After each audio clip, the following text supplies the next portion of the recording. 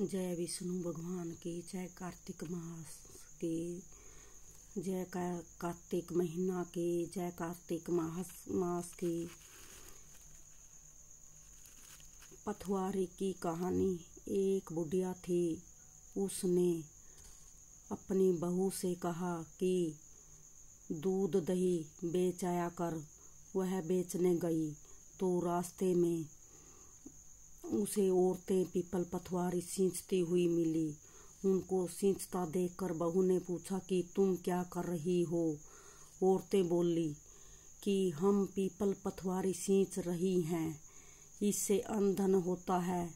12 बरस का बिछड़ा हुआ पति धनी मिल जाता है। बहू बोली, यदि ऐसी बात है तो तुम पानी से सींचती हो, मैं दूध से सींचूंगी। गुजरी बहू रोजाना दूध दही बेचने नहीं जाती। वह रोजाना दूध तो पीपल में, दही पथवारी में सींचती। सास दूध दही का दाम मांगती तो कह देती कि महीना पूरा हो जाने पर दूंगी। कार्तिक का महीना पूरा हो गया। पूर्णमासी के दिन बहू पीपल पथवारी के पास जाकर बैठ गई। पथवारी ने पूछा कि तुम मेरे पास क्यों बैठी हैं? बहू बोली कि सास दूध दही का दाम मांगेगी। पीपल पथवारी बोली कि मेरे पास क्या दाम रखा है? ये माटा टिंडा पान धतूरा है, इसको ले जा। बहू ने वही ले जाकर कोठरी में रख दिया और डर के मारे कपड़ा ओढ़कर सो गई। सास बोली, बहू पैसे ला, पैसे दे दो। बहू बोली कि कोठरी में रखे हैं। सास कोठरी खोलकर देखती तो हीरे मोती जगमगा रहे हैं। कूड़े का धन हो रहा है, कोठे धन से भरे पड़े हैं। सास बहू से बोली, बहू इतना धन कहाँ से लाई हो? बहू ने जाकर देखा तो सचमुच ही धन के कोठे भरे हैं। बहू ने सास को सारी बात बता